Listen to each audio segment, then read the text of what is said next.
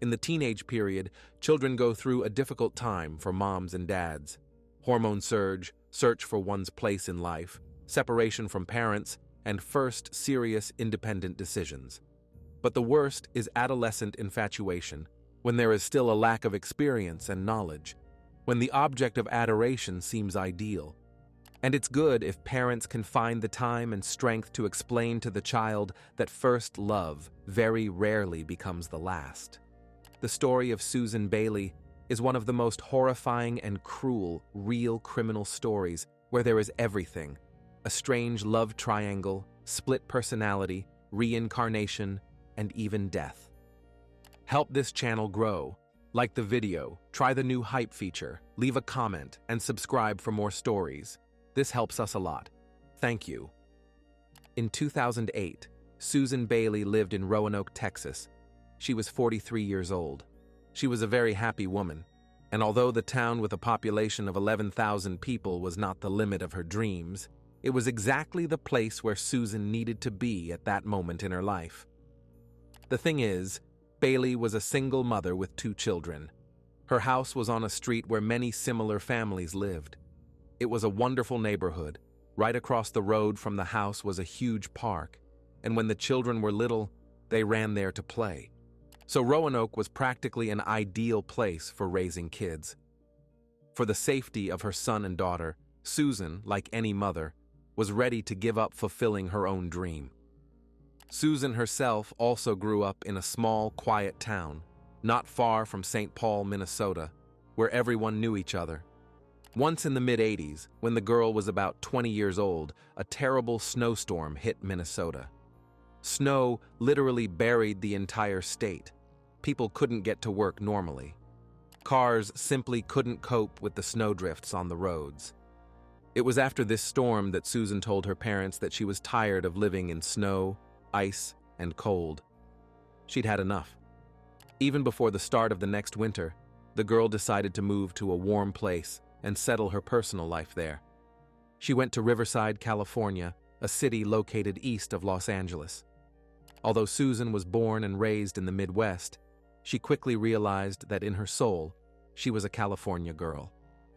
She liked the warm weather that was there year-round, and she was glad that she finally had her own housing, where she could manage as the owner. However, that wasn't the main thing she liked about California. Susan met a guy named Richard Bailey and fell in love. Richard was born and raised in California. He was a short, dark-haired young man. He exuded some kind of California vibe. He lived by his own principles, not fixating on generally accepted norms. Susan and Richard dated until they realized they were made for each other. In the spring of 1988, they got married. The bride's parents immediately didn't like her daughter's chosen one. They were sure it was a hasty decision and that Susan could find someone better for herself. The girl's mother and father considered the guy rude and said that Richard didn't show them proper respect when meeting. However, there was another problem. The thing is, Richard served in the Air Force, and military personnel constantly received new orders. They had to move from place to place often. The newlyweds were in love with each other, and difficulties didn't scare them. After several months of forced moves around the country, Richard retired and worked for some time in the Coast Guard. In 1990, the couple had a baby girl, Jennifer, and 5 years later, a second child was born, son David. Jennifer studied very well at school. She spent all her free time reading books and drawing. The girl never got into any trouble. This was a child you didn't have to worry about particularly, because Jennifer knew how to make the right decisions from childhood. She had wonderful relationships with her parents, but with her peers, Jennifer didn't make friends. She wasn't bullied at school, she was just a loner by nature. She preferred spending time at home rather than seeking some popularity among classmates. In high school, Jennifer never went on dates or to parties like most girls. At that time, it interested her little. David admired his older sister and wanted to be like her in everything. He also loved to draw and read a lot. The boy went to the library every day to pick out another book. By 2006, the Bailey family had settled in Roanoke, Texas.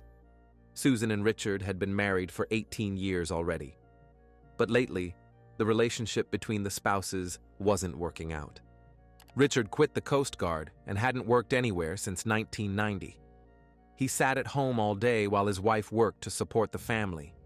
In the end, the woman got tired of such a life, and the situation in the house became very tense. As a result, by the end of 2006, the Bailey spouses divorced. Susan retained custody of the children, and Richard agreed to pay alimony. At that time, the woman worked in retail and didn't earn much. Even taking alimony into account, she had to work 2 jobs practically without days off to make ends meet. At that time, David was 13 years old, and Jennifer was 17. Surely at that age, children should have understood that money doesn't fall from the sky, that it needs to be earned. But for some reason, they resented their mom because she was constantly not at home, because Susan didn't spend time with them like before. They considered it unfair that their family couldn't afford to buy some fashionable things, modern gadgets, and other material stuff. However, the reason Susan was often absent was that she wanted to provide a decent life for her children. The woman didn't go to parties, didn't hang out in bars, and didn't meet with girlfriends. She earned money, albeit small, but apparently, due to their age, the children behaved selfishly towards their mother. Jennifer and David knew that their family needed to calculate funds economically to stick to the budget. They didn't starve and didn't walk in rags, but they understood that in their case, spending money on unnecessary entertainment was inadvisable. They had a family tariff plan for cellular service. At that time, companies set limits on internet traffic and the number of used minutes. There were limits, exceeding which resulted in huge amounts. Each additional minute or additional gigabyte of internet cost very dearly. Nevertheless, as if in revenge on their mother, Jennifer began calling and texting practically everyone she knew. And David spent much more time online than the tariff plan allowed. The children spent so much that the bill for 1 month amounted to $1,500. It was a fairly large sum, and for a mother who worked 2 jobs to feed her children, the sum was practically unaffordable. Despite this, the children made no efforts to reduce expenses. They simply ignored adult problems. The situation worsened when Jennifer started dating a guy named Paul Hansen from her school. Paul was a year younger. She was 17 and he was 16. The young man lived outside the city in a trailer, so they rode bikes to visit each other. What united the young people was that their parents were divorced, and one of them practically didn't participate in the children's lives. Jennifer no longer saw her father, and Paul had little contact with his mom. He was raised by his father, Paul Hansen Sr. It so happened that Susan didn't like Jennifer's guy at all. She considered Paul strange and couldn't explain the reasons. The young man differed too much from his peers. Moreover, the daughter seemed to take her relationship with her boyfriend too seriously. This was the worst nightmare of any parent, and it became reality for Susan Bailey. Jennifer was studying in the senior class of high school and planned to enter an art college in Dallas. After meeting Paul, her behavior and academic performance noticeably deteriorated. The girl should have focused on what she would do after graduating from school, but infatuation clouded her mind. The mother tried to talk to her daughter about her relationship with Paul, but it had no success. However, Susan herself in her youth did exactly the same, marrying against her parents' will. And now history was repeating itself. The more she let Jennifer know that she didn't approve of her choice, the stronger the daughter became attached to Paul. It was some kind of vicious circle. Whatever Paul did, nothing could make Jennifer break up with him. Around the same time when the young people started dating, Paul got very close to a 14-year-old schoolgirl named Merrily. This was a fictitious name. For confidentiality purposes, the girl's real name was not disclosed in the media, but all reporters called her exactly that.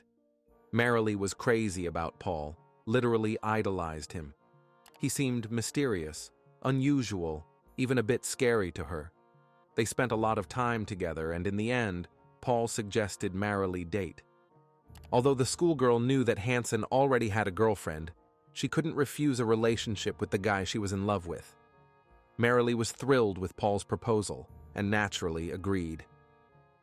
The wildest thing is that these two didn't hide, conceal, or meet secretly from Jennifer. They directly told her about their plans. Paul stated that he had dissociative identity disorder, simply put, split personality. One of his personalities wants to date Jennifer, and the other with Merrily. He called his second personality, in love with Merrily, Talos. According to the guy, since the personalities were independent of each other, he shouldn't be blamed for cheating on one of the girls. In reality, dissociative identity disorder is characterized by the inability to recall everyday life events, important personal information, traumatic or stressful events. Patients suffering from this disease may experience sudden intrusive disturbances in speech, affective spheres of behavior. But Paul didn't actually behave like a young man suffering from this ailment. He acted more like a very cunning and calculating person. Most likely he had some mental health problems, but he made up this diagnosis for himself. Only Jennifer and Merrily didn't know about it. In the end, both girls started dating Paul simultaneously. From that moment, everything became even stranger. Paul Hansen told crazy stories about his other personality. According to him, Talos wasn't some other person created by his subconscious. Paul believed that Talos was a real existing man who lived in the 1700s, that he was an executioner, a real historical figure whose soul somehow ended up trapped in the body of a 16-year-old teenager from Texas. Paul also believed in reincarnation, the concept according to which the soul after death doesn't disappear but incarnates in a new physical body. And the guy would like to spend all his lives next to Jennifer and Merrily. He told both girls that if they spend all their time together and don't let anyone come between them, then they could reincarnate together and spend their next life together too. Both infatuated schoolgirls gladly agreed to reincarnate and eternally stay next to Paul and Talos. Now Jennifer and Merrily were not rivals. They became best friends and lovers, since they made love as a threesome with Paul. Sometimes the young man himself got confused in his personalities and showed feelings for Jennifer as Talos, or vice versa. Acting as Paul, he courted Merrily. In general, it was a complex and tangled knot of strange relationships. Jennifer's mom, Susan, didn't know even half of what was happening in her daughter's pair with Paul, but subconsciously felt that it was abnormal and that Hansen brought only trouble. As soon as Jennifer realized that Susan was against her beloved, she started running away from home to the trailer where her boyfriend lived with his father and stepmother. Paul Sr. didn't like that his son's girlfriends were constantly hanging around in his house. The man more than once offered to drive Jennifer home. She pretended to leave, but then still sneaked back to Paul. Sometimes the young man himself came to Jennifer's home and stayed there while Susan was at work. At some point, Jennifer, Merrily, and Paul got tired of hiding. The teenagers no longer wanted their father or mother to tell them what to do and how to live. The situation escalated so much that the trio decided to send their parents to the other world, take all their money, and flee to Canada to start a new happy life. The biggest problem was Susan, because she was the one who forbade Jennifer to see Paul the most and interfered with their relationship in every way. All three saw this woman as an enemy. Merrily was very close to her mom, but she also didn't approve of her daughter's friendship with Paul, for the same reasons as Susan Bailey. The woman also considered the guy strange, although Merrily loved her mother, but if she had to choose between her and the two lovers, the girl would unhesitatingly choose Jennifer and Paul. She was ready for anything just to be with them. As for Paul Sr., he really liked Jennifer. The father knew that his son had mental health problems, but after communicating with the girl, the guy looked calmer. However, the father got tired of seeing the lovers constantly meeting secretly, because of which Susan, Jennifer's mother, constantly called him and asked where her daughter was. Paul Sr. knew about Merrily too. He didn't approve of this unusual union, but didn't declare it openly. Nevertheless, the man also fell under the distribution. He was supposed to die, like the girls' mothers, only because he didn't support his son's choice. So, the three teenagers planned to commit a crime, taking the lives of their closest people. To implement the plan, they decided to involve another person, someone who immensely admired Jennifer, her younger brother David, who was 13 years old at the time. The guy had just entered the teenage period, and parental authority had greatly shaken in his eyes, especially after his older sister complained that their mother forbade her to see her loved one. David and Susan constantly quarreled over any reason anyway, so the teenager easily agreed to participate in his sister's insidious plan. The four young people, Jennifer, Paul, Merrily, and David, decided that Susan should die first. The main question was how they would take her life. One of the ideas that came to them from the beginning was to send her to the other world using electric current. The teenagers stripped one end of the wire and hung it so that it dangled over the bathtub. When Susan went to take a shower, she would receive a fatal electric shock. After the woman's death, they would hide the electric cord from the police, and then everything would look like an accident. Jennifer, Paul, Merrily, and David believed that rescuers would see Susan dead in the shower, not notice the stripped wire, and take it for a heart attack. Apparently, the teenagers were unaware that usually a pathologist performs an autopsy and determines the exact cause of death. In addition to this plan, they had another backup in case the first one didn't work. It was much more cruel because the young people decided to simply beat Susan to death, or at least beat her to unconsciousness, and then put her in the bathtub and apply the original plan of execution by electric current. At the same time, for some reason, they thought that no one would pay attention to bruises, cuts, broken bones, or other signs of beating. The teenagers clearly weren't distinguished by intelligence because they sacredly believed that their plan would work. However, something made them come up with a third plan because in the end, they tried to take Susan's life in another way. The woman had a sweet tooth and adored chocolate pudding. The daughter knew perfectly well about her mother's habits. One evening, Jennifer prepared a large pot of pudding and crushed a whole bunch of pills into it. She hoped that her mom would eat the dessert and have an overdose. But Susan tried a piece, spit it out, and said that the dish didn't turn out, and then, at Jennifer's request, put it in the refrigerator. September 19th, 2008, arrived. It was Friday, and Merrily went to visit Jennifer. She didn't even bother to warn her mom about it. In the end, the woman decided that her daughter had run away from home. Strangely, she didn't report it to the police, hoping to find Merrily herself. Apparently, for the girl, leaving home without any permission had become a habit.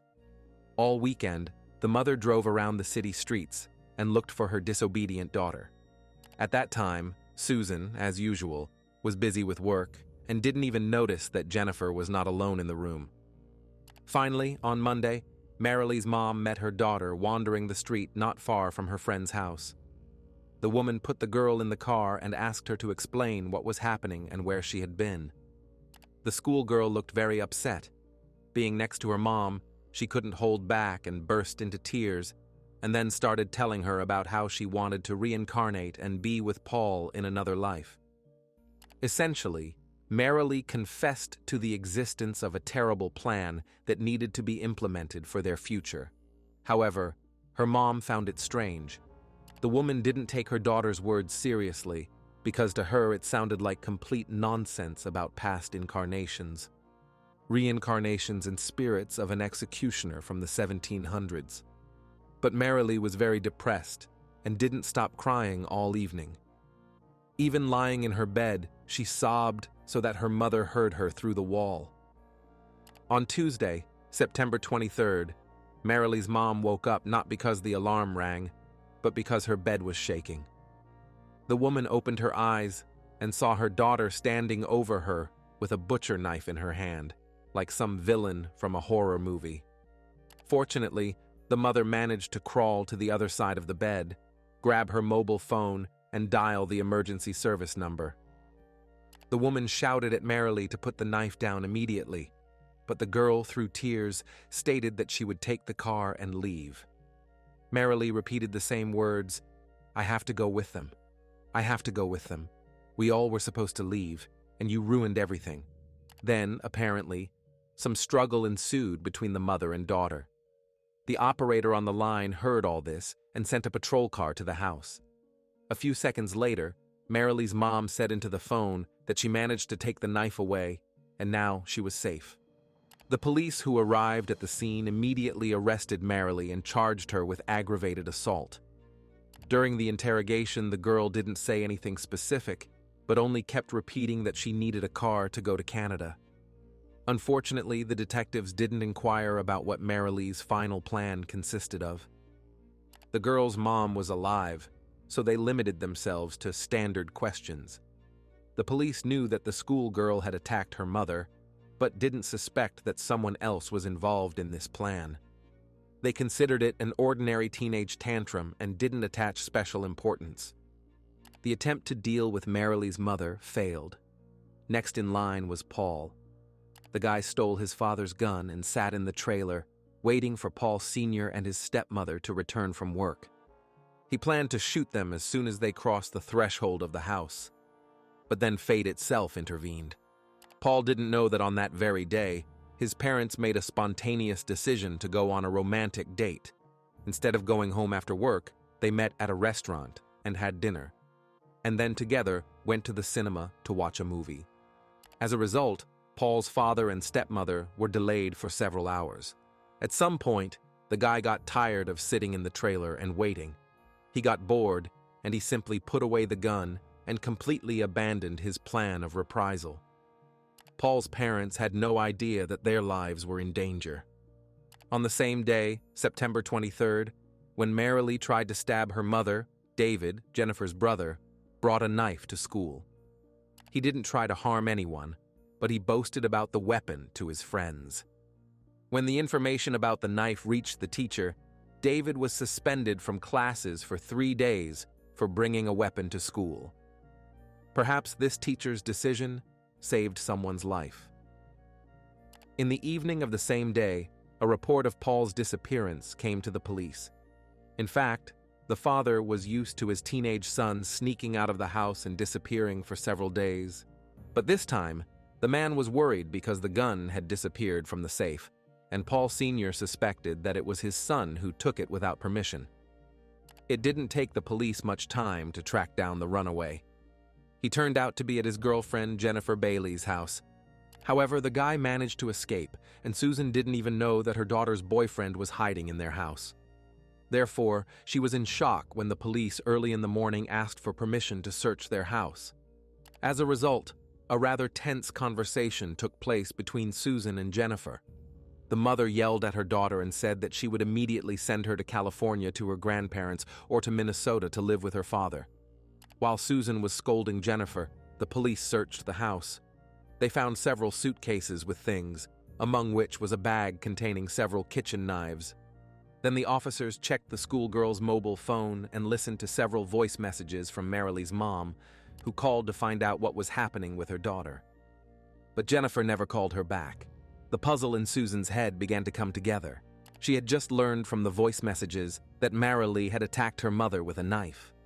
And before that, the police found a bag stuffed with cold weapons.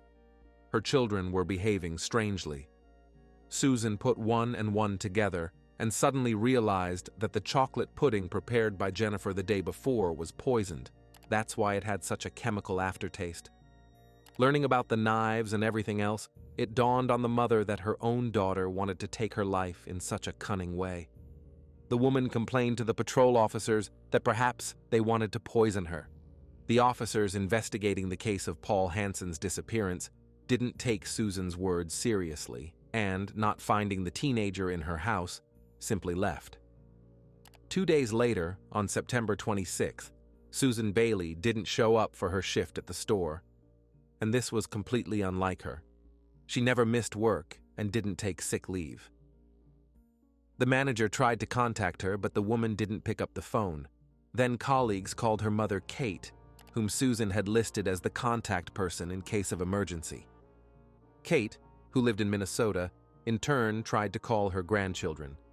They surely knew what could have happened to Susan, but neither Jennifer nor David answered, and the landline phone in the house kept ringing and ringing. Kate had a bad premonition, so she dialed the police number and asked to check if everything was okay with her daughter. When the patrol officers arrived at Susan's house, they didn't notice anything suspicious, no signs of break-in. The door was locked. The light was still on the porch.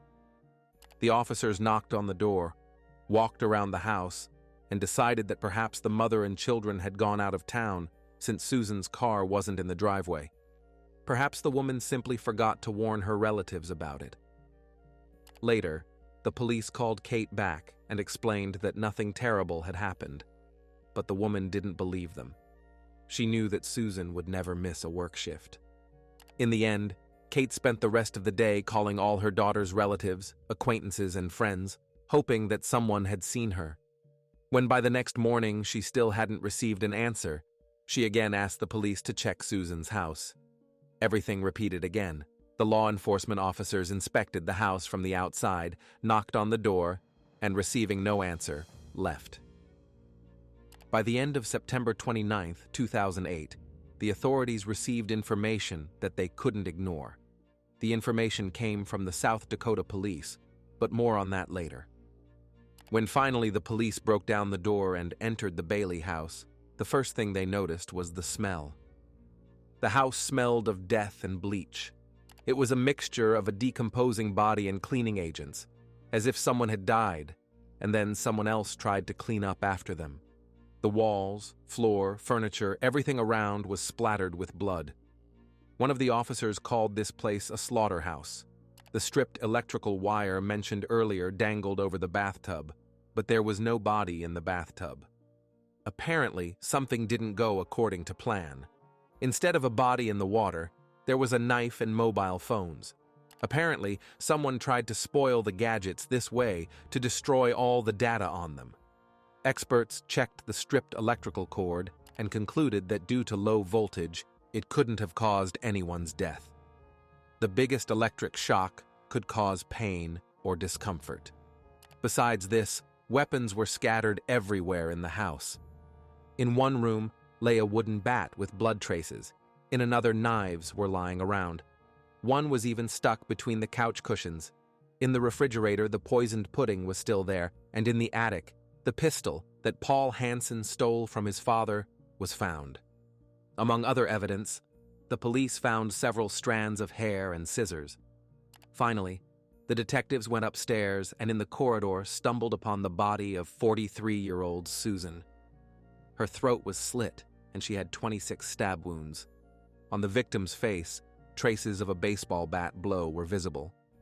She was dead, judging by the degree of decomposition, for a long time already. Several days had passed since her death. During this time, blood had soaked all her clothes so much that it turned black. The carpet on which the body lay was also soaked with blood. In addition, the one who took the woman's life poured some chemical on her body. It was noticeable that the perpetrators tried to clean up the traces of their crime, but unsuccessfully because fingerprints were everywhere, as was the scattered weapon. Figuring out who did it turned out not to be so difficult. The strong smell of cleaning agents helped the investigators figure out what happened. In the trash bin, they found a receipt from Walmart. The supermarket's surveillance cameras captured how 13-year-old David Bailey came there on a bicycle several times in recent days and bought a bunch of household chemicals. The strands of hair belonged to 16-year-old Paul Hansen. Probably, the guy cut his hair to make it harder to recognize him. Essentially, the police had already solved this crime, but now they needed to gather enough evidence to press charges, find the suspects, take the case to court, and achieve a guilty verdict. The most incredible thing is that by that time, the criminals were already in custody. So, the police returned to Susan Bailey's house for the third time because they received a tip that they couldn't ignore. Law enforcement officers from another state arrested 3 young people. David, Jennifer, and Paul, with the small amount of money they stole from Susan after her death, managed to get to South Dakota, driving more than 1,000 kilometers north from Roanoke. When they got there, they had no money left even to refuel the car, and the teenagers tried to steal gasoline, but they were caught and turned over to the police. Jennifer, Paul, and David decided to commit a robbery at night in a city where there was a curfew for children under 18, and they were all minors. The patrol officers checked the car license plate and learned that the car was registered in Texas, and none of the teenagers had a driver's license. So they called the police department in Roanoke and asked to check Susan Bailey, the owner of the car. Only after this information did the officers decide to enter the house and find out where the woman had gone. In Susan's residence, the investigators also found a school pass in Merrily's name. At that time, the girl was in a juvenile detention center on charges of aggravated assault. The detectives considered it a strange coincidence that the schoolgirl tried to stab her mom with a knife, and her things ended up in the house where another crime occurred. Merrily was called in for questioning, and she confessed to everything.